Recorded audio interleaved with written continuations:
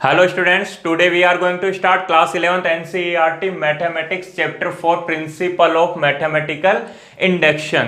तो स्टूडेंट्स इस चैप्टर में क्या होगा, अपने को एक मैथमेटिकल स्टेटमेंट गिवन होगा और फिर अपने को बताना है कि वो मैथमेटिकल स्टेटमेंट नेचुरल नंबर्स के लिए, ध्यान से सुनना मेरी बात को, नेचुरल नंबर्स के लिए ट्रू है या फॉल्स है। या फिर दूसरी लैंग्वेज में बात करूं तो क्या होता है कि कोई एक मैथमेटिकल स्टेटमेंट को नेचुरल नंबर्स के लिए, कोई भी एक मैथमेटिकल स्टेटमेंट को नेचुरल नंबर्स के लिए ट्रू या फॉल्स बताने के लिए अपन कौन से प्रिंसिपल को काम में लेते हैं, प्रिंसिपल ऑफ मैथमेटिकल इंडक्शन। ठीक है, तो इसके लिए क्या होगा, देखो बेटा, सबसे पहले तुम लोगों को मैं एक एग्जांपल बताऊंगा, उस एग्जांपल में मैं स्टेप्स बताऊंगा कि किस तरीके से अपन किसी भी मैथमेटिकल स्टेटमेंट को नेचुरल नंबर्स के लिए ट्रू या फॉल्स बताते हैं। ठीक है, अगर वो एग्जांपल तुम लोगों को समझ में आ गया तो आने वाले जितने भी क्वेश्चंस होंगे वो आराम से तुम लोगों को समझ में आ जाएंगे। लेकिन एक शर्त है कि सबसे पहले जो मैं क्वेश्चन बताने जा रहा हूं या सबसे पहले जो मैं एग्जांपल बताने जा रहा हूं वो एग्जांपल तुम लोगों को बहुत अच्छे से समझ में आना चाहिए, मतलब उसको बहुत अच्छे से समझने की कोशिश करना। ठीक है, उस टाइम तक ऐसे मत सोचना, जब तक क्वेश्चन कंप्लीट नहीं हो जाए ना तब तक ये मत सोचना कि सर बता क्या रहे हैं। ठीक है ना, लास्ट में जब क्वेश्चन कंप्लीट हो जाएगा तब तुम लोगों को सब कुछ क्लियर हो जाएगा और उसके बाद में जो भी अपने और भी जो डाउट्स रहेंगे वो मैं क्वेश्चन क्लियर पूरा करने के बाद में तुम्हारे को एक एक करके दोबारा से सारी बातें समझाऊंगा। लेकिन सबसे पहले जो मैं बताने जा रहा हूं उसको बहुत अच्छे से समझना। दूसरी बात देखो, एक मैंने पहले भी बताया था तुम्हारे को कि स्टेटमेंट क्या होता है ना, उसके बारे में भी डिस्कस कर लेते हैं कि स्टेटमेंट क्या होता है। अपने आगे चैप्टर्स में भी काम में आएगा कि स्टेटमेंट क्या होता है ना, 14 नंबर जो चैप्टर अपने उसमें भी काम में आएगा। इसके अलावा फर्स्ट चैप्टर सेकंड चैप्टर में भी काम में आने वाला है कि स्टेटमेंट क्या होता है। तो देखो स्टेटमेंट क्या होता है समझना कि कोई भी एक सेंटेंस जिसके केवल दो ही रिजल्ट आते हो, या तो ट्रू हो या फिर फॉल्स हो। कोई भी एक सेंटेंस जो या तो ट्रू हो या फॉल्स हो, ऐसे नहीं हो कि दोनों ही हो जाए, ट्रू भी हो सकता है फॉल्स भी हो सकता है। ये कोई स्टेटमेंट नहीं है, ये एक सेंटेंस है। क्या बोल रहा हूं मैं कि कोई भी एक सेंटेंस जो या तो ट्रू हो या फॉल्स हो, 100% ट्रू हो या 100% फॉल्स हो, उसको तो अपन क्या बोल देते हैं, स्टेटमेंट बोल देते हैं। लेकिन कोई भी एक सेंटेंस जिसके बारे में अपन ये बोले ना कि यार सही भी हो सकता है या गलत भी हो सकता है, ठीक है ना, दोनों रिजल्ट हो सकते हैं, तो फिर वो स्टेटमेंट नहीं होगा, वो केवल एक सेंटेंस होगा। जैसे समझो मैं बोल रहा हूं कि ये एक मार्कर है, ये क्या है, एक मार्कर है। अब ये बताओ मेरे को, जो लाइन मैंने बोली वो ट्रू है या फॉल्स है, तो तुम लोग क्या बोलोगे, सर 100% श्योर है ये क्या है, एक मार्कर है। और अगर ये मार्कर है तो फिर जो सेंटेंस मैंने बोला वो क्या बन गया, एक स्टेटमेंट हो गया। ठीक है, स्टेटमेंट हो गया। जैसे तुम लोगों ने सुना होगा ना, फला फला आदमी ने वो स्टेटमेंट दिया। ठीक है ना, स्टेटमेंट का मतलब क्या हुआ कि या तो वो बंदा सही बोल रहा है या फिर वो बंदा क्या बोल रहा है, गलत बोल रहा है। जैसे मैथमेटिकल स्टेटमेंट की बात करूं, मैथमेटिकल स्टेटमेंट की बात कर रहा हूं तो मैं क्या बोल रहा हूं कि every even number is divisible by 2। Her even number, जितनी भी सम संख्याएं होती है वो 2 से विभाजित होती हैं। ठीक है, every even number is divisible by 2। जितने भी इवन नंबर होते हैं वो 2 से डिविजिबल होते हैं। तो अब ये बताओ ये ट्रू है या फॉल्स है, तो तुम लोग क्या बोलोगे, बिल्कुल सर ट्रू है। ठीक है, एक ही आंसर है ना, ट्रू है। ठीक है, इसका मतलब क्या हुआ कि जो लाइन मैंने बोली थी, जो सेंटेंस मैंने बोला था वो एक स्टेटमेंट हो गया। स्टेटमेंट को हिंदी में बोलते हैं कथन। ठीक है ना, वो क्या हो गया, एक कथन हो गया। जैसे मैं बोल रहा हूं कि राम एक इंजीनियर है। राम क्या है, एक इंजीनियर है। तो अब तुम्हारा क्वेश्चन क्या होगा, सर बोले सबसे पहले ये बताओ कि ये राम कौन है। ठीक है, राम कौन है। ठीक है, राम, तो तुम्हारा अगर मैं डायरेक्टली बोलूँ तुम लोगों को कि राम एक इंजीनियर है, तो तुम लोग क्या बोलोगे, पता नहीं सर, सही भी हो सकता है गलत भी हो सकता है। क्यों, क्योंकि अपने को ये नहीं पता राम कौन है। ठीक है, तो ये जो मैंने सेंटेंस बोला वो सही भी हो सकता है और गलत भी हो सकता है, ट्रू भी हो सकता है और फॉल्स भी हो सकता है। तो ये एक स्टेटमेंट नहीं होगा, ये एक स्टेटमेंट नहीं होगा। क्यों नहीं होगा, क्योंकि इसके 2 रिजल्ट हो सकते हैं, ट्रू भी हो सकता है और फॉल्स भी हो सकता है। लेकिन मैंने बोला था ये एक मार्कर है, 100% ट्रू है और ट्रू है, तो ये क्या बन गया, एक स्टेटमेंट बन गया। जैसे एक लाइन में बोल रहा हूं कि 1+2+3 अप टू n, ठीक है, sum of first n natural numbers, प्रथम n प्राकृत संख्याओं का योगफल 1+2+3 up to n equal to n+1/2, ठीक है। ये जो फॉर्मूला पढ़ा है तुम लोगों ने लास्ट ईयर की 1+2+3 up to n is equal to n+1/2 होता है। अब ये जो लाइन है अपन ने पढ़ रखा है ना ये फॉर्मूला, इसका मतलब क्या है, एक ट्रू है और ट्रू सेंटेंस है, तो क्या हो गया ये, ठीक है, ट्रू सेंटेंस होने का मतलब ये एक स्टेटमेंट हो गया। ऐसे देखो फॉल्स भी हो सकता है, जैसे मान लो मैं क्या बोल देता कि ये मार्कर की जगह मैं क्या बोल देता कि ये क्या एक हेलीकॉप्टर है, मैं क्या बोल देता ये क्या है, एक हेलीकॉप्टर है। अब तुम लोग क्या बोलोगे, बोले सर ये हेलीकॉप्टर थोड़ी है, आप तो गलत बोल रहे हो। और गलत बोल रहे हो मतलब क्या बोल रहे हो, गलत स्टेटमेंट बोल रहे हो, रॉन्ग स्टेटमेंट बोल रहे हो, ठीक है ना, रॉन्ग स्टेटमेंट। स्टेटमेंट क्यों बोलने लग गया मैं, क्योंकि 100% श्योर हो तुम लोग कि सर ये तो मार्कर था, ये हेलीकॉप्टर हो ही नहीं सकता, और हेलीकॉप्टर हो ही नहीं सकता तो फिर ये जो आपने सेंटेंस बोला वो गलत है। और सेंटेंस गलत होने का मतलब 100% श्योर हो ना तुम लोग, सेंटेंस गलत है, और सेंटेंस गलत है इसका मतलब क्या हो गया कि सर आपका स्टेटमेंट गलत है। स्टेटमेंट क्यों बोल रहा हूं मैं, सेंटेंस को स्टेटमेंट क्यों बोल रहा हूं, क्योंकि 100% अपन श्योर हैं। लेकिन कभी भी ऐसे नहीं होता कि कोई भी स्टेटमेंट सही भी हो सकता है, गलत भी हो सकता है, ठीक है। इस तरीके से फिर वो स्टेटमेंट नहीं, या तो अपन श्योर हैं कि वो उसके दो ही रिजल्ट होंगे, या तो वो क्या है सही है या फिर वो क्या है गलत है। आगे मेरी बात समझ में, जैसे कोई भी फॉर्मूला, जैसे तुम लोगों को याद होगा लास्ट ईयर तुम लोगों ने एक फॉर्मूला पढ़ा था कि वृत्त का क्षेत्रफल पाई आर स्क्वायर होता है, ठीक है, area of circle is pi r square. अब तुम लोगों के हिसाब से क्या मैं सही बोल रहा हूं या गलत बोल रहा हूं, तो तुम लोग क्या बोलोगे, बोले सर सही है, और सही है तो ये क्या हो गया, एक मैथमेटिकल स्टेटमेंट हो गया। आ रही है मेरी बात समझ में, मैथमेटिकल स्टेटमेंट। मैथमेटिकल स्टेटमेंट क्यों, क्योंकि मैथमेटिकल सेंटेंस ही तो था ये, पाई आर स्क्वायर वगैरह किस में काम में आते हैं, मैथमेटिक्स में,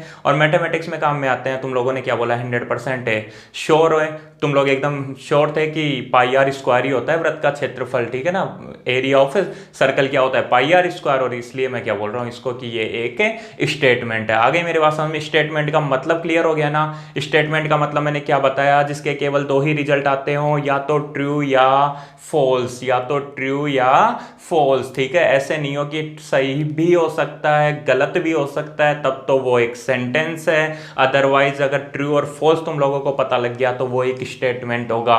थ्योरम्स के स्टेटमेंट को अपन प्रूफ करते थे, थ्योरम्स के स्टेटमेंट को अपन प्रूफ करते थे। जैसे कोई भी एक थ्योरम गिवन हो गई, ठीक है ना, कोई भी थ्योरम दी हुई थी, ठीक है, 10th क्लास में कोई थ्योरम दे देते थे अपन को, तो अपन क्या करते थे, ठीक है, वो जो भी, जैसे मान लो कोई भी एक थ्योरम दे दी, अब उसको क्या करेंगे अपन लास्ट में प्रूफ करेंगे। अगर वो प्रूफ हो गई, अगर वो प्रूफ हो गई तो वो ट्रू, और अगर वो प्रूफ नहीं हुई तो वो फॉल्स, ठीक है। उसके दो ही रिजल्ट आएंगे, या तो ट्रू या फॉल्स, ठीक है। प्रूफ हो गई तो ट्रू, प्रूफ नहीं हुई तो फॉल्स। तो वो जो अपन लाइन लिखते थे ना, जो थ्योरम लिखते थे, उसका क्या होता था, उसको अपन स्टेटमेंट बोलते थे, कि अपन एक स्टेटमेंट लिख रहे हैं, और वो जो स्टेटमेंट होगा वो या तो ट्रू होगा या फॉल्स होगा, ठीक है। आ रही है ना मेरी बात समझ में, इसलिए उसको स्टेटमेंट बोलते थे। अदरवाइज उसको क्या बोलते हैं अपन, सेंटेंस बोलते हैं, ठीक है। टीचर बोलता था ना कि चलो एक स्टेटमेंट लिखो ये थ्योरम प्रूफ करने के लिए, तो स्टेटमेंट की जगह टीचर क्या यूज में लेता कि चलो एक सेंटेंस लिखो, अगर वो सही भी होती गलत भी होती, ठीक है ना, इस तरीके से तो अपन उस चीज को प्रूफ कर देते थे, या फिर वो ऑलरेडी प्रूफ है,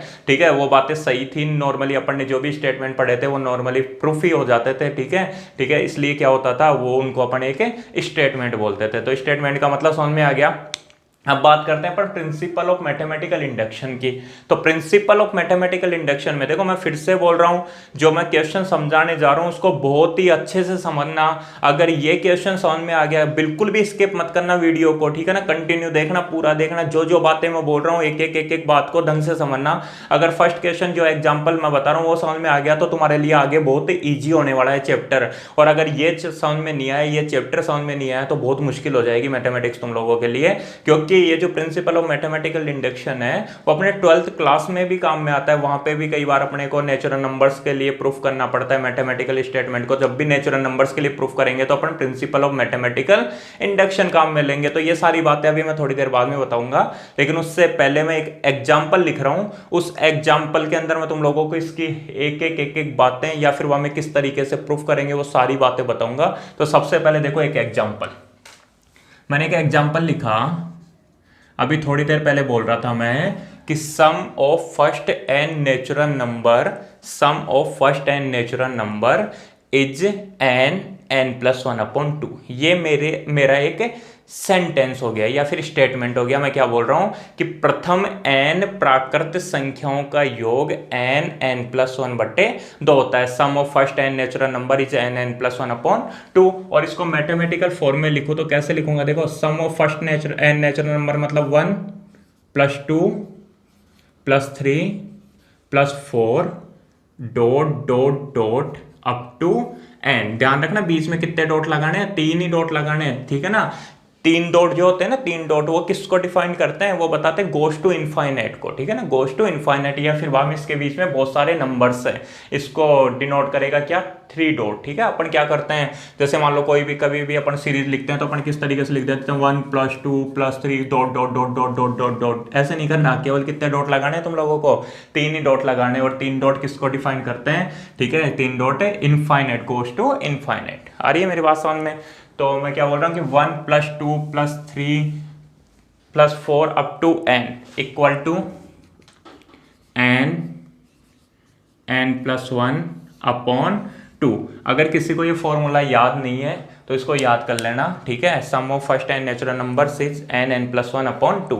1 plus 2 plus 3 plus 4 up to n equal to n plus 1 upon 2, ठीक है। तो ये एक मैथमेटिकल स्टेटमेंट गिवन है। अब अपने को क्या बताना है कि ये नेचुरल नंबर्स के लिए, नेचुरल नंबर्स का मतलब क्या हुआ, n की वैल्यू नेचुरल नंबर्स ले, मतलब n equal to 1, n equal to 2, n equal to 3। n equal to minus one क्यों नहीं ले रहा, क्योंकि n equal to minus one, जो माइनस वन होता है वो नेचुरल नंबर नहीं होता।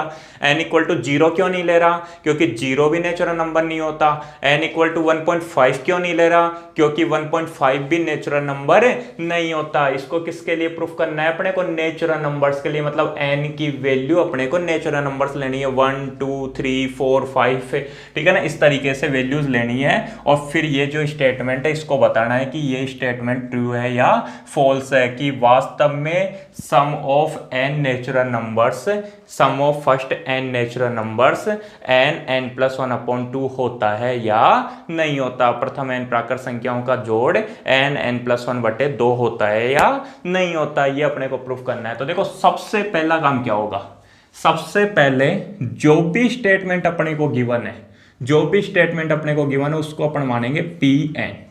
क्या मानेंगे, Pn। अगर यहाँ n प्लस 1 अपॉन 2 लिखा हुआ तो Pn मानेंगे, m प्लस 1 अपॉन 2 लिखा हुआ है तो Pm मानेंगे, x प्लस 1 अपॉन 2 लिखा हुआ है तो Px मानेंगे इसके अकॉर्डिंग, ठीक है। तो जो भी स्टेटमेंट गिवन है, ठीक है, जो भी स्टेटमेंट या जिस स्टेटमेंट को तुम्हारे को नेचुरल नंबर्स के लिए ट्रू या फॉल्स बताना है, उसको सबसे पहले क्या करोगे, Pn मानोगे कि Pn इक्वल टू क्या होता है, 1 plus 2 plus 3 plus 4 up to n equal to n plus 1 upon 2। आगे बात समझ में।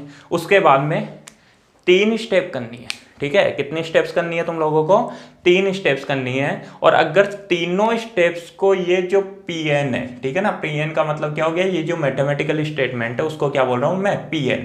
तो Pn अगर उन तीनों स्टेप्स को फॉलो कर जाता है, उन तीनों स्टेप्स के लिए ट्रू हो जाता है, तब अपन क्या बोलेंगे कि Pn सभी नेचुरल नंबर्स के लिए ट्रू हो गया। और वो तीनों स्टेप्स कौन सी हैं वो समझो, इधर ध्यान दो।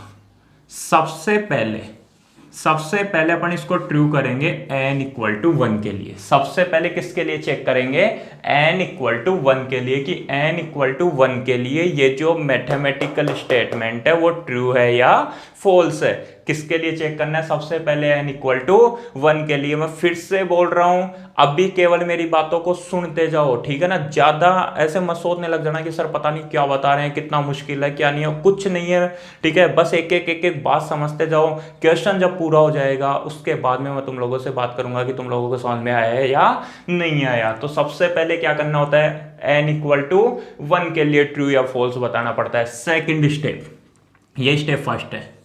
सेकेंड स्टेप में अपन क्या करेंगे, इसको n इक्वल टू m के लिए, n इक्वल टू m के लिए ट्रू मान लेंगे। अपन क्या करेंगे, सेकेंड स्टेप में इसको n इक्वल टू m के लिए ट्रू मान लेंगे। बोले सर कैसे मानेंगे, रुक जाओ बता रहा हूं, ठीक है। तो सेकेंड स्टेप में क्या होगा, इसको n इक्वल टू m के लिए अपन ट्रू मान लेंगे। और थर्ड स्टेप में इसको वापस से प्रूफ करेंगे अपन, किसके लिए, n equal to m plus 1 के लिए। थर्ड स्टेप में क्या करेंगे, यहाँ पे वापस से अपन इसको प्रूफ करेंगे n equal to m plus 1 के लिए, और ये ही सबसे इंपॉर्टेंट स्टेप होती है। आ रही है मेरी बात समझ में? सबसे पहले n इक्वल टू 1 के लिए प्रूफ करना है कि n इक्वल टू 1 के लिए प्रूफ करने का मतलब अपने को ये बताना है कि स्टेटमेंट n इक्वल टू 1 के लिए ट्रू है या फॉल्स है। अगर n इक्वल टू 1 के लिए ही गलत हो गया, n इक्वल टू 1 के लिए गलत हो गया, तो आगे बढ़ने की जरूरत ही नहीं है। क्यों? क्योंकि यार अगर n इक्वल टू 1 मतलब फर्स्ट नेचुरल नंबर ही 1 होता है, उसके लिए ही अगर ये स्टेटमेंट रॉन्ग है, इसका मतलब आगे तो भरोसा ही नहीं है कि यार सही होगा गलत होगा, मतलब वो फिर हमेशा के लिए क्या हो गया, गलत हो गया। ठीक है, अगर मान लो n इक्वल टू 1 के लिए ट्रू हो गया तो second step n equal to m के लिए ट्रू करेंगे, और वो n इक्वल टू m के लिए ट्रू मान लेंगे। 1 के लिए जैसे ही प्रूफ होगा वैसे ही अपन मान लेंगे कि बिल्कुल भाई ये n इक्वल टू m के लिए ट्रू हो गया। ठीक है, और उसके बाद में m से एक ज्यादा होता है m प्लस 1, ध्यान रखना n इक्वल टू m, तो m प्लस 1 का मतलब क्या हो गया, m से एक ज्यादा। तो n इक्वल टू m के लिए ट्रू मान के n equal to m plus 1 के लिए इसको वापस से अपन प्रूफ कर देंगे। ये 3 स्टेप हैं जो तुम लोगों को फॉलो करनी है। अगर तीनों स्टेप्स में ये एक तरह से प्रूफ हो गया या ट्रू हो गया, इसका मतलब ये सभी नेचुरल नंबर्स के लिए ट्रू हो जाएगा। अब बात करते हैं कि n इक्वल टू 1 के लिए ट्रू होने का मतलब क्या है, n इक्वल टू 2 के लिए ट्रू होने का मतलब क्या है, n इक्वल टू 3 के लिए ट्रू होने का मतलब क्या है, n इक्वल टू m का मतलब क्या है, और n equal to m plus 1 के लिए कैसे अपन प्रूफ करेंगे। तो समझना, मेरे शब्दों पे ध्यान देना थोड़ा। मैं बोल रहा हूं कि n इक्वल टू 1 के लिए मान लो इसको ट्रू करना है। किसके लिए ट्रू करना है अपने को, n इक्वल टू 1 के लिए। तो मेरा स्टेटमेंट क्या था, मेरे स्टेटमेंट पे हो, मैं स्टेटमेंट क्या बोल रहा था कि sum of first n natural number is n plus 1 upon 2। प्रथम n प्राकृत संख्याओं का योगफल n प्लस 1 बटे 2 होता है। कहने का मतलब तुम लोग इस तरीके से ऐड करो, मतलब sum of first n natural numbers is n plus 1 upon 2 का मतलब ये हुआ, जैसे मान लो मैं बोल रहा हूं कि sum of first 5 natural number, sum of first 5 natural number is 5 plus 1 upon 2। क्यों? Sum of first n natural number क्या होता है, n प्लस 1 अपॉन 2। तो सम ऑफ 5 नेचुरल नंबर्स, ठीक है, इज 5 प्लस 1 अपॉन 2, मतलब n की जगह क्या बोल दिया मैंने, 5 बोल दिया।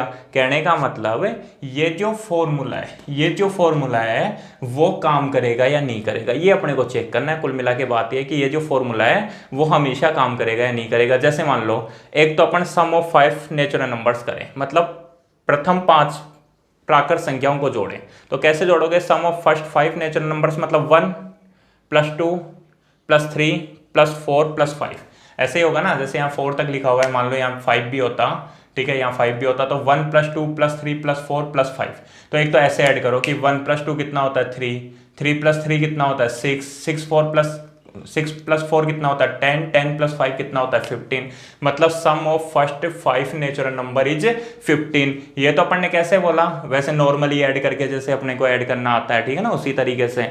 और दूसरा मैं क्या बोल रहा हूँ, बोले ये स्टेटमेंट क्या बोल रहा है कि ये जो सम ऑफ फर्स्ट 5 नेचुरल नंबर तुम लोगों ने 15 निकाला ना, वो डायरेक्टली यहां से भी निकाल सकते हो। बोले सर कैसे, कि n की जगह 5 रख दो, तो 5 इंटू, समझना देखो 5 प्लस 1 कितना होता है 6 अपॉन 2 3 जा 6, आंसर कितना हो गया 15 हो गया। तो ये n इक्वल टू 5 के लिए ट्रू हो गया। क्यों? क्योंकि n की वैल्यू 5 रखने पर ये फॉर्मूला काम कर रहा है। ऐसे देखो sum of first 10 natural number निकालो, जैसे sum of first 10 natural number, तो मान लो अपने पास में ये फॉर्मूला नहीं होता, तो अपन सम ऑफ फर्स्ट 10 नेचुरल नंबर्स कैसे निकालते। सम ऑफ फर्स्ट 10 नेचुरल नंबर्स का मतलब ये हुआ 1 से लेके 10 तक की संख्याओं का जोड़। प्रथम 10 प्राकृत संख्याओं के योगफल का मतलब क्या हुआ, 1 से लेके 10 तक की संख्याओं का जोड़, मतलब 1 to 10, 1 से लेके 10 तक की संख्याओं को जोड़ दो। तो कैसे ऐड करोगे, देखो 1 plus 2 plus 3 plus 4 plus 5 plus 6 plus 7 plus 8 plus 9 plus 10। तो 1 प्लस 2 3 प्लस 3 6, एक बार लिख के बता देता हूँ समझ में आ जाएगा। 1 plus 2 plus 3 plus 4 plus 5 plus 6 plus 7 plus 8 plus 9 plus 10, add करो 1 plus 2 3 plus 3 6 plus 4 10 plus 5 15 plus 6 21 plus 7 28 plus 8 कितना हो गया 36, 36 plus 9 45, 45 plus 10 is equal to 55। इस तरीके से ऐड करो। या दूसरा क्या बोल रहा है, बोले ये फॉर्मूला अप्लाई कर दो। फॉर्मूले में अप्लाई करने का मतलब अगर तुम्हारे को सम ऑफ फर्स्ट 10 नेचुरल नंबर्स निकालना है तो n की जगह 10 रख दो, मतलब 10 इंटू 10 प्लस 1, 10 प्लस 1 11 अपॉन 2, 2 5 जा 10, तो कितना हो जाएगा 11 इंटू 5, 11 इंटू 5 कितना आ गया 55। दोबारा से आंसर आ गया ना, देखो मैच कर गया। इसका मतलब n इक्वल टू 10 के लिए भी ये सही है, n इक्वल टू 5 के लिए निकाला, n इक्वल टू 10 के लिए निकाला, देखिए n इक्वल टू 1 के लिए निकालो।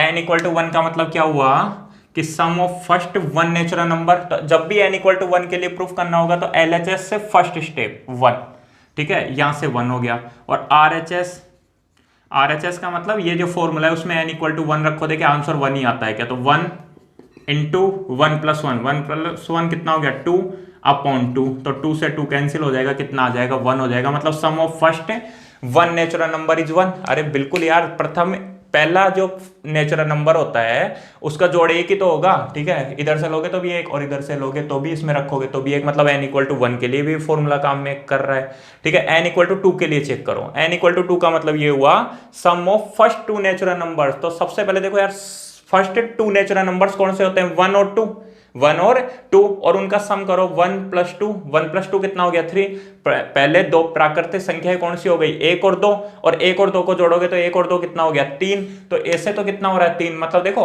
n इक्वल टू 2 के लिए क्या करेंगे, इधर की तरफ फर्स्ट 2 नंबर्स ले लेंगे, जैसे 1 प्लस 2, तो 1 प्लस 2 कितना हो गया 3।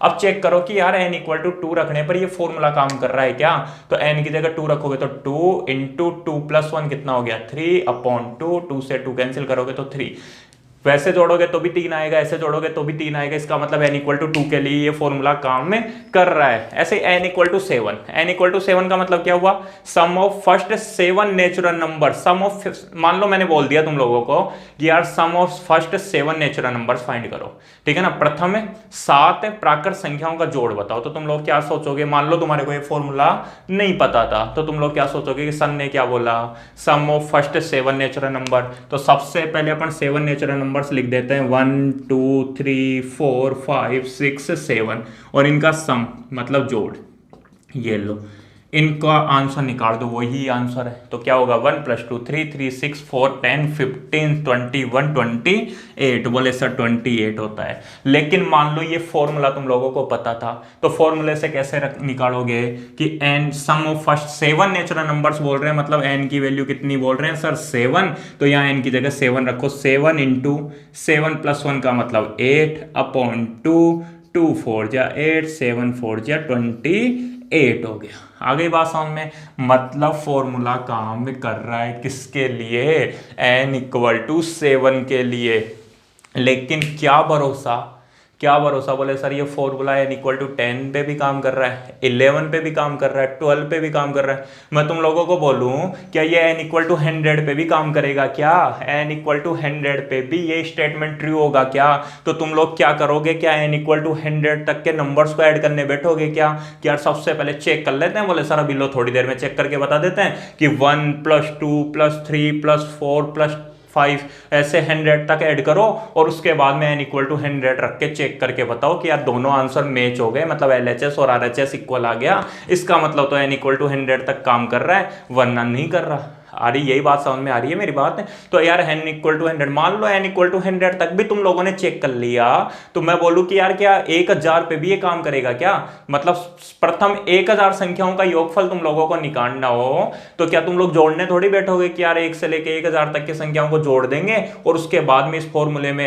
n इक्वल टू 1000 रख के चेक कर लेंगे। LHS RHS इक्वल आने का मतलब जैसे अभी 28 आया था, वैसे 7 संख्याओं को जोड़ा था तो भी 28 आ रहा था, और इस फॉर्मूले में 7 रख रहे थे तब भी 28 आ रहा था। इसका मतलब ये फॉर्मूला काम कर रहा था। लेकिन 7 पे चेक कर लिया, छोटी सी संख्या थी, 8 पे कर लेंगे, 9 पे कर लेंगे, 10 पे कर लेंगे, क्या 100 पे कर लोगे, क्या 100 पे कर लोगे तो क्या 1000 पे कर लोगे क्या। तो क्या हुआ, एक ऐसे इंडक्शन की जरूरत थी या एक ऐसे प्रिंसिपल की अपने को जरूरत थी जो अपने को ये बता दे, जो अपने को क्या बता दे कि सभी नेचुरल नंबर्स के लिए ये फॉर्मूला प्रूफ हो गया। सभी नेचुरल नंबर्स मतलब n की जगह 1 रखोगे तो भी काम करेगा, 100 रखोगे तो भी काम करेगा, 1000 रखोगे तो भी काम करेगा, 1 लाख रखोगे तो भी काम करेगा। तो फिर वो प्रिंसिपल कौन सा है? Principle of mathematical induction. कोई भी स्टेटमेंट अगर इससे प्रूफ हो गया या इससे अपन ने ट्रू बोल दिया तो वो सभी नेचुरल नंबर्स के लिए अप्लाई हो जाएगा। उसके लिए केवल 3 कंडीशन या फिर 3 स्टेप्स है। n इक्वल टू 1 के लिए चेक कर लो, n इक्वल टू 1 के लिए तो इसलिए चेक करते हैं कि यार थोड़ा बहुत ही मान लो n इक्वल टू 1 के लिए गलत हो गया, इसका मतलब आगे चेक करने की जरूरत ही नहीं है, तो n इक्वल टू 1 के लिए चेक कर लो। मान लो n इक्वल टू 1 के लिए सही है, n इक्वल टू 1 के लिए सही है तो मान लेंगे अपन, ठीक है। अगर n इक्वल टू 1 के लिए ट्रू हो गया तो सेकंड स्टेप में अपन मानेंगे कि ये जो स्टेटमेंट है वो n इक्वल टू m के लिए भी ट्रू है। क्या मान लेंगे अपन? n इक्वल टू 1 के लिए प्रूफ हो गया तो सेकंड स्टेप क्या है कि अपन मान लेंगे कि n इक्वल टू m के लिए ये ट्रू है। और अगर n इक्वल टू m के लिए मानने के बाद में थर्ड स्टेप क्या करेंगे? n equal to m plus 1 के लिए प्रूफ करेंगे। और अगर n equal to m plus 1 के लिए भी प्रूफ हो गया, इसका मतलब ये जो प्रिंसिपल ऑफ मैथमेटिकल इंडक्शन से ये जो स्टेटमेंट है वो ट्रू हो जाएगा। किसके लिए? सभी नेचुरल नंबर्स के लिए। सभी नेचुरल नंबर्स का मतलब 1 2 3 4, n की जगह 1 रखो, 2 रखो, 3 रखो, 5 रखो, 100 रखो, 200 रखो। बोले उसके बाद में इस तरीके से ऐड करने की जरूरत नहीं है, डायरेक्टली फॉर्मूला काम में लो, तुम्हारा काम हो जाएगा। जैसे फिर बाद में क्या हुआ, इससे इस प्रोसेस से अपन ने इसको निकाल दिया, तो फिर कोई तुम्हारे को पूछे कि sum of first 7 natural numbers, तो डायरेक्टली फॉर्मूला अप्लाई करेंगे, आंसर आ जाएगा। Sum of first 10 natural numbers, directly formula apply करेंगे, आंसर आ जाएगा। Sum of first 100 natural numbers, directly formula apply करेंगे, आंसर आ जाएगा। अभी तक जो बातें मैंने बोली उसमें से तुम लोगों को अगर 20% भी बातें समझ में आ गई ना, 20% भी बातें समझ में आ गई, इसका मतलब तुम लोगों ने बहुत कुछ सीख लिया है। आ रही है मेरी बात समझ में? मैं क्या बोल रहा हूँ, जो कुछ बोला है, ठीक है, जो कुछ बताया अभी तक है उसमें तुम्हारे को 20% भी अगर तुम लोगों को समझ में आ गया तो तुम लोगों ने बहुत कुछ सीख लिया है। अब बात करते हैं n इक्वल टू 1 के लिए, समझ गए होंगे।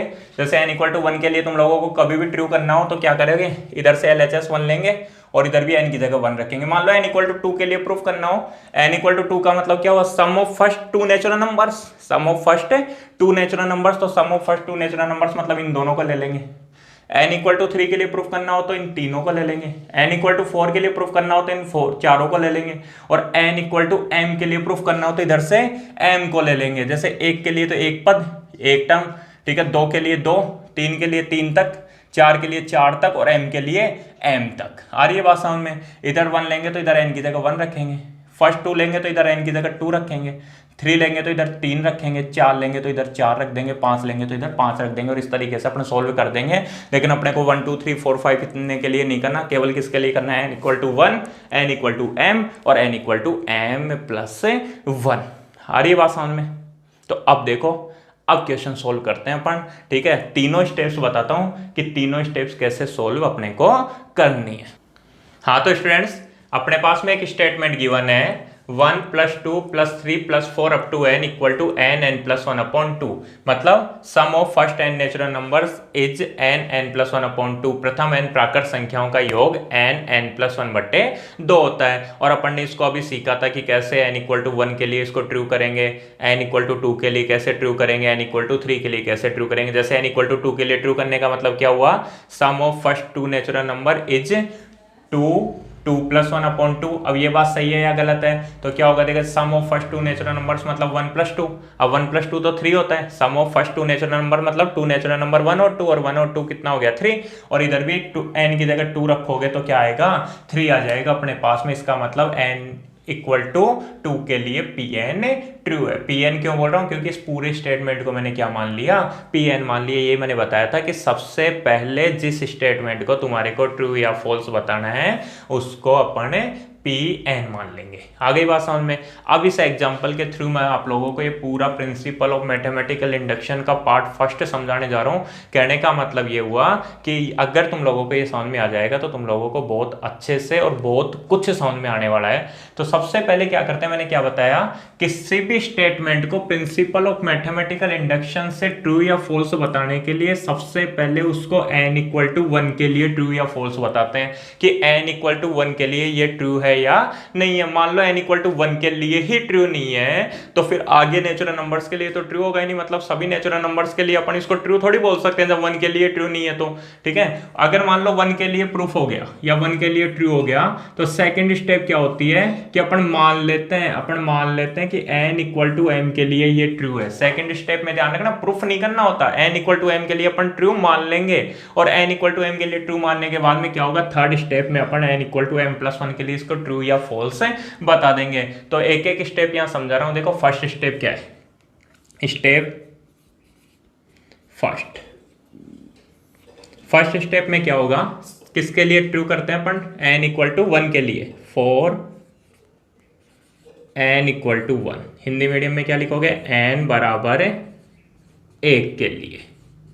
अब देखो n इक्वल टू 1 के लिए ट्रू है या नहीं है, तो n इक्वल टू 1 का मतलब क्या हुआ, sum of first one natural number is n plus 1 upon 2 means 1 plus 1 upon 2 होगा या नहीं होगा, चेक करते हैं। देखो n इक्वल टू 1 का मतलब क्या हुआ, इधर से लेंगे एक संख्या। ठीक है, n इक्वल टू 2 का मतलब क्या हुआ, sum of first two natural number मतलब 1 प्लस 2। n इक्वल टू 3 का मतलब क्या हो गया, sum of first three natural numbers मतलब 1 plus 2 plus 3। n equal to 4 का मतलब क्या होगा, sum of first 4 natural numbers मतलब 1 प्लस 2 प्लस 3 प्लस 4। अभी यही तो कर रहे थे, तो अभी क्या होगा, n इक्वल टू 1 का मतलब तो क्या हुआ, sum of first 1 natural number. इधर से LHS, देखो क्या करते हैं, LHS लेंगे और LHS में से n इक्वल टू 1 का मतलब क्या हुआ, 1 ले लिया। मान लो n इक्वल टू 2 के लिए करना होता तो क्या करते हैं अपन, 1 प्लस 2 करते, तो LHS से क्या आ गया अपने पास में 1 आ गया। ऐसे देखो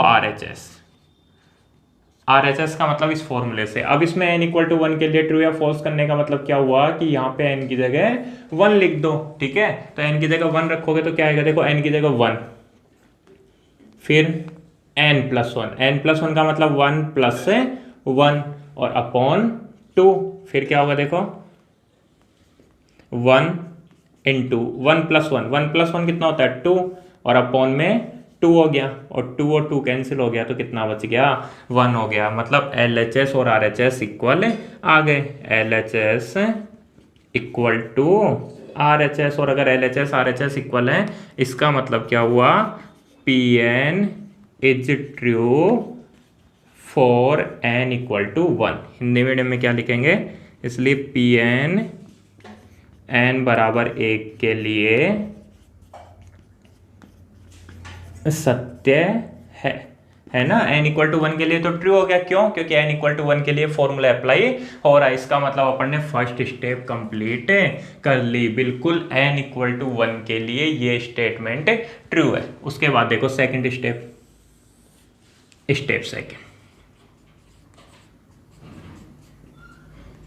स्टेप सेकंड में मैंने क्या बताया कि अगर ये स्टेटमेंट n इक्वल टू 1 के लिए ट्रू हो जाता है, n इक्वल टू 1 के लिए ट्रू हो जाता है तो अपन क्या करते हैं, इसको ट्रू मान लेते हैं n इक्वल टू m के लिए। मान लो 1 के लिए ट्रू हो गया तो फिर अपन सोच लेते हैं कि यार बिल्कुल यार ये सही है। किसके लिए सही है, n इक्वल टू m के लिए सही है। लेकिन फिर वापस से शक होगा कि यार पता नहीं हमेशा काम करेगा या नहीं करेगा। फिर अपन क्या करते हैं, एक बार वापस से क्रॉस चेक करते हैं n equal to m plus 1 के लिए। तो अब किसके लिए चेक करेंगे अपन, n इक्वल टू m के लिए। अब देखो n इक्वल टू m के लिए तो 4 स्टेप सेकंड में क्या करेंगे अपन, प्रूफ नहीं करते, इसमें क्या करते हैं, लेट pn का मतलब ये statement, pn is true for n equal to m। Second step में क्या करेंगे, हिंदी मीडियम वाले क्या लिखोगे, माना pn n बराबर m के लिए सत्य है। क्या किया अपन ने, let pn is true for n equal to m। अपन ने सेकंड स्टेप में n इक्वल टू m के लिए इसको ट्रू मान लिया है। ठीक है, इसको ट्रू मान लिया। और अगर मान लो ये ट्रू है, इसका मतलब क्या हुआ, इसका मैथमेटिकल फॉर्म में कैसे लिखोगे, इसका मतलब क्या हुआ, 1 plus 2 plus 3 plus 4 up to m। m क्यों लिखूंगा यहाँ पे, क्योंकि n इक्वल टू m के लिए ट्रू मान लिया तुम लोगों ने। n इक्वल टू m मतलब n की जगह m रखने पर, n की जगह m रखने पर ये स्टेटमेंट ट्रू हो गया। ठीक है, ये अपन ने मान लिया। इसका मतलब क्या हुआ, 1 plus 2 plus 3 up to m equal to m plus 1 upon 2। अपन ने मान लिया कि ये बात एकदम सही है और इसको क्या कर देना, इक्वेशन नंबर फर्स्ट दे देना। ठीक है, आगे बात समझ में। 1+2+3 up to m equal to M M plus 1/2, और इसको क्या बोल दिया मैंने, इक्वेशन नंबर फर्स्ट बोल दिया। आ रही है कुछ बात समझ में आ रही है। n इक्वल टू m के लिए ट्रू होने का मतलब क्या हुआ कि sum of first m natural number is m m plus 1/2, यही बात होगी ना। जैसे sum of first n natural number बोल रहे थे, या 1+2+3 अप टू n बोल रहे थे, उसकी जगह क्या आ जाएगा 1+2+3 अप टू m। जैसे सम ऑफ 1 नेचुरल नंबर के लिए 1, सम ऑफ 2 नेचुरल नंबर्स के लिए 1+2 प्रथम दो प्राकृत संख्याओं के लिए, 3 के लिए 1+2+3, 4 के लिए 1+2+3+4, और m के लिए 1+2+3+4 अप टू m, और इक्वल टू m+1/2। ठीक है, n की जगह क्या हो गया m+1। जैसे 1 के लिए प्रूव करने के लिए n की जगह 1 रखा था, 2 के लिए n की जगह 2 रखते, 7 के लिए n की जगह 7 रखते, तो m की जगह n के लिए n की जगह m रख दिया, m+1/2। तुम्हें तो क्या ध्यान रखना है रे, n की जगह m रख देना, और n की जगह m रख दोगे तो क्या आ जाएगा, n इक्वल टू m के लिए ये ट्रू हो जाएगा, और ट्रू हो जाएगा तो फिर ये स्टेटमेंट एकदम ट्रू है। मतलब ये बात जो अपन ने लिखी है वो सही है। क्यों? क्योंकि अपन ने मानना है कि Pn n equal to m के लिए ट्रू है। आगे बात समझ में, तो स्टेप फर्स्ट और स्टेप सेकंड में कुछ भी प्रॉब्लम नहीं है कि स्टेप फर्स्ट में n इक्वल टू 1 के लिए मतलब इधर से फर्स्ट डिजिट ले लेना, फर्स्ट टर्म, और इधर से n की जगह 1 रख देना। सेकंड में क्या करोगे, n इक्वल टू m के लिए ट्रू मानना, ठीक है, और n इक्वल टू m के लिए ट्रू मानने का मतलब क्या हुआ कि यहाँ पे 1+2+3+4 up to m equal to m m+1/2 कर दिया। और थर्ड स्टेप में क्या होता है, स्टेप थर्ड में क्या होता है, अपन इसको n इक्वल टू m+1 के लिए ट्रू करेंगे। मतलब 1 के लिए तो क्या करेंगे, प्रूफ करेंगे, ट्रू करेंगे, n इक्वल टू m के लिए मान लेंगे, और n इक्वल टू m+1 के लिए दोबारा से अपन इसको प्रूफ करेंगे। मतलब थर्ड में क्या करोगे, for n equal to m+1, n बराबर m+1 के लिए। अब इसको अपन n इक्वल टू m+1 के लिए प्रूफ करेंगे। तो n इक्वल टू m+1 के लिए प्रूफ करने का मतलब क्या हुआ, इधर n की जगह m+1 रखोगे तो देखो 1, तो LHS लोगे और क्या लाओगे, RHS। अब RHS कैसे लाते हैं वो भी बताता हूँ। तो देखो यहाँ क्या रखोगे 1, LHS क्या आ गया 1+2+3 अप टू n की जगह क्या आ गया m+1 आ गया। आ रही है मेरे बात समझ में, 1+2+3 अप टू n की जगह क्या आ गया यहाँ पे m+1 आ गया। क्यों? क्योंकि sum of first m+1 natural number निकालेंगे। अब अपन n की जगह क्या लिखेंगे m+1, तो यहाँ पे n की जगह क्या लिख दिया मैंने m+1 लिख दिया। एक छोटी सी बात बता दो मेरे को, तो ये इस m+1 से जस्ट पहले क्या आ रहा होगा, m+1 से जस्ट पहले क्या आ रहा होगा, जैसे 3 से जस्ट पहले 2 आ रहा होगा, 3 से जस्ट पहले 2 आ रहा होगा, मतलब 1 में 1 ऐड करोगे तो 2, 2 में 1 ऐड करोगे तो 3, 3 में 1 ऐड करोगे तो अगला 4, 4 में 1 ऐड करोगे तो क्या आएगा 5, 5 में 1 ऐड करोगे तो 6, ऐसे ही चल रहा है ना।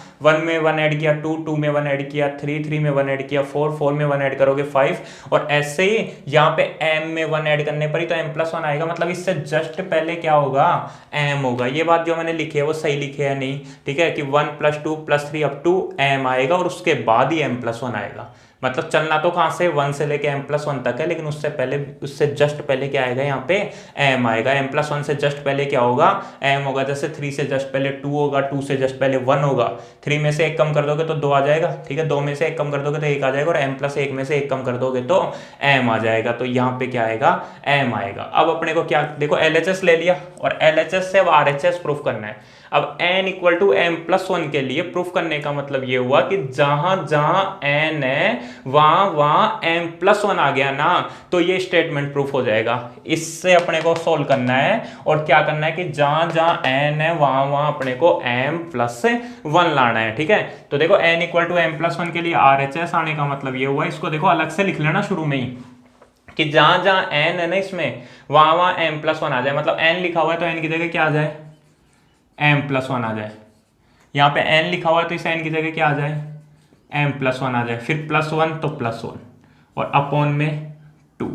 इसका मतलब इसको सोल्व कर लो, m+1 तो m+2 हो गया ना, समझ में आ गया। 1 और 1 कितना होता है 2, तो m+2/2। मतलब कैसे भी करके यहां से अगर ये ले आओगे ना तो अपना स्टेटमेंट ट्रू हो जाएगा। क्यों? क्योंकि इधर n की जगह m+1 लेके चले थे, और RHS में भी n की जगह m+1 आ गया। इसका मतलब अपना स्टेटमेंट ट्रू हो जाएगा। तो देखो कैसे सोल्व करना है, ध्यान देना।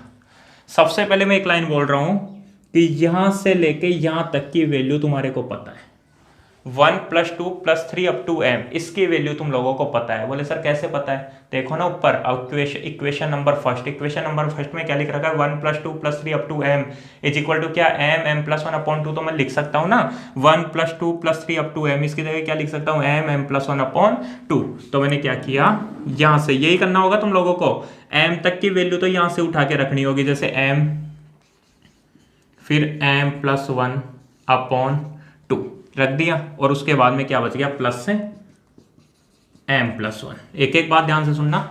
सबसे पहले स्टेप थर्ड कैसे करोगे कि n की जगह m + 1 रख दोगे और उससे जस्ट पहले m टर्म आएगी, ठीक है। जो भी मतलब यहाँ पे क्या होगा, देखो 1 + 2 + 3 फिर m और फिर m + 1, ठीक है। आ गया समझ में? तो 1 + 2 + 3 m और फिर m + 1 आ गया। तो यहाँ तक की वैल्यू 1 से लेके m तक की वैल्यू तो तुम्हारे पास है m + 1 अपॉन 2, और उसके बाद में क्या लिख दिया, m + 1 लिख दिया। अब इसको सोल्व करके ये प्रूफ करना है। आ रही मेरी बात समझ में? इसको सोल्व करके ये प्रूव करना है। तो सबसे पहले देखो 2 काम करने होंगे अपने को, मेरी बातें सुनना। सबसे पहले जब भी इस टाइप के क्वेश्चंस आएंगे, जब भी प्रिंसिपल ऑफ मैथमेटिकल इंडक्शन काम में आएगा, तो अपन क्या करेंगे, सबसे पहले तो एलसीएम लेंगे, और उसके बाद में अगर कुछ कॉमन आ रहा है ना तो कॉमन निकालेंगे। 2 बातें ध्यान रखना इस वाले स्टेप में, सबसे इंपॉर्टेंट स्टेप यही है। सबसे पहले एलसीएम लोगे, और एलसीएम लेने के बाद जो कॉमन आ रहा है उसको कॉमन निकालोगे। तो देखो यहाँ पे क्या एलसीएम आ रहा है, यहाँ पे 2 एलसीएम आ रहा है, तो 2 एलसीएम ले लिया। तो क्या बचेगा, m + 1 प्लस, देखो 2 एलसीएम आ रहा है तो 2 यहाँ मल्टीप्लाई हो जाएगा, 2m + 1। आ गई बात समझ में?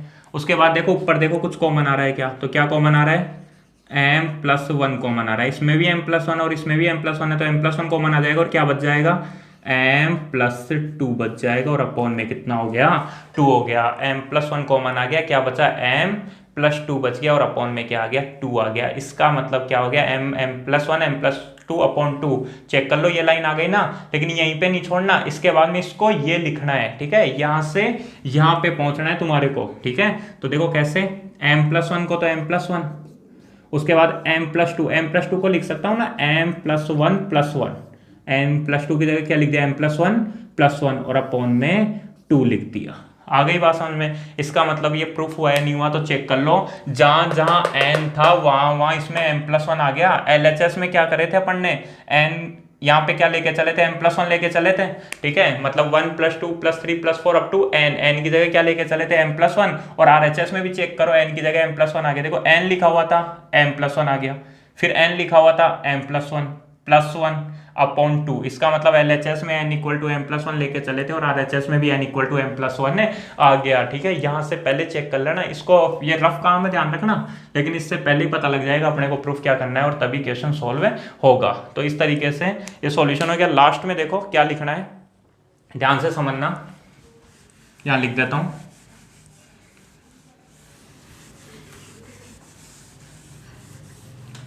जब यहां पे सोल्व हो जाएगा, इसका मतलब क्या हुआ, Pn मतलब ये statement, Pn is true for n = m + 1। क्या हुआ, Pn n बराबर m + 1 के लिए सही है, ठीक है। हिंदी में क्या लिखोगे, Pn n बराबर m + 1 के लिए सत्य है, ठीक है। ये लाइन लिख दी। और अगर Pn n = m + 1 के लिए ट्रू हो गया, इसका मतलब n = 1 के लिए ट्रू हो गया था, n = m के लिए अपन ने मान लिया था, और n = m + 1 के लिए भी ट्रू हो गया। इसका मतलब तीनों स्टेप कंप्लीट हो गई ना, और तीनों स्टेप कंप्लीट हो गई तो Pn सभी नेचुरल नंबर्स के लिए ट्रू हो गया। सभी नेचुरल नंबर्स के लिए ट्रू होने का मतलब क्या हुआ कि अब n = 1 के लिए भी सही है, 50 के लिए भी सही है, 100 के लिए भी सही है, 500 के लिए भी सही है। अब तुम्हारे को हर नंबर्स के लिए चेक करने की जरूरत नहीं है। ऐसे नहीं है 1 लाख तक सही हो गया, मान लो 1,01,000 पे गलत हो गया, ठीक है। ऐसा अब नहीं होगा, क्यों? क्योंकि अपन ने इसको प्रिंसिपल ऑफ मैथमेटिकल इंडक्शन से सभी नेचुरल नंबर्स के लिए प्रूफ कर दिया। तो अब क्या होगा, देखो n = m + 1 के लिए सही हो गया। इसका मतलब क्या हुआ, लास्ट में क्या लिखोगे, Pn is true for every natural number. क्या लिखोगे, Pn is true for every natural number. और ये जो साइन होता है ना बेटा, ये जो साइन है ये किसको डिनोट करता है, फॉर एवरी।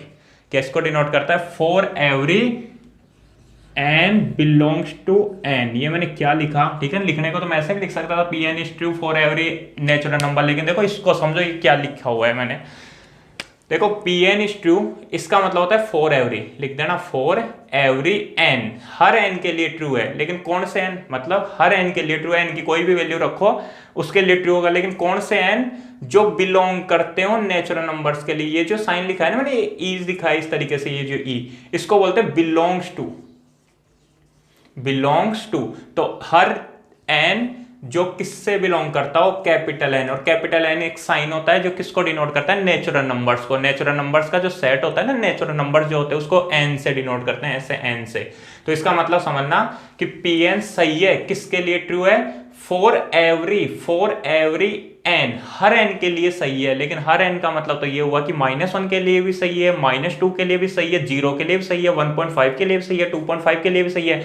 लेकिन आगे क्या बोल रहे हैं, हर एन के लिए सही है जो किससे बिलोंग करता हो, नेचुरल नंबर से बिलोंग करता हो। मतलब हर नेचुरल नंबर्स के लिए, एन की हर नेचुरल नंबर के लिए ये सही है। इसका मतलब अब 0 नहीं आएगा, क्यों, क्योंकि 0 नेचुरल नंबर नहीं है। तो किसके लिए सही है, 1 2 3 4 5 6 7 इन सब के लिए सही है, क्योंकि यही नेचुरल नंबर होते हैं। हिंदी में क्या लिखोगे, इसलिए Pn सभी n जो n से बिलोंग करते हो, Pn सभी n जो, ये ऐसे बना रहा हूं ये साइन, ऐसे सभी n जो n से बिलोंग करते हैं के लिए सत्य है।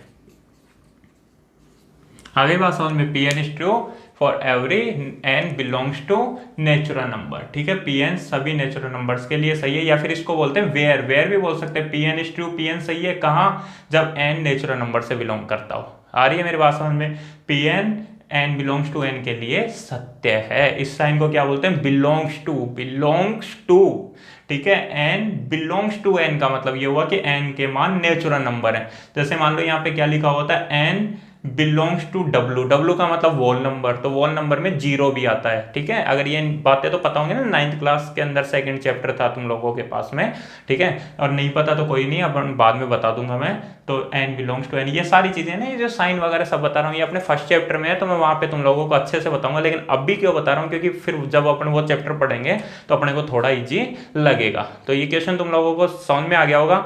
अगर 30% 40% भी समझ में आ गया, बहुत अच्छी बात है, क्योंकि बेटा पहली बार में 100% समझ में आ गया तो फिर आगे के क्वेश्चन करवाने का कोई मतलब ही नहीं है।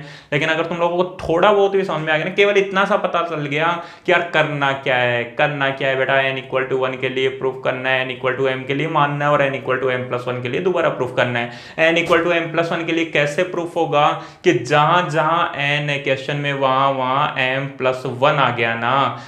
LHS में तो m+1 लेके चलोगे ही, और RHS में भी n की जगह m+1 आ गया, n की जगह m+1 आ गया, तो वो ट्रू हो जाएगा, और ट्रू हो जाएगा तो वो सभी नेचुरल नंबर्स के लिए ट्रू हो गया। ठीक है, अभी मेरे को पता है तुम लोगों को कितना समझ में आया होगा। ठीक है, लेकिन आगे के जो अपन एग्जांपल्स करने वाले हैं ना, तो तुम्हारे को पूरा एकदम धीरे धीरे समझ में, सब कुछ समझ में आ जाएगा। ओके।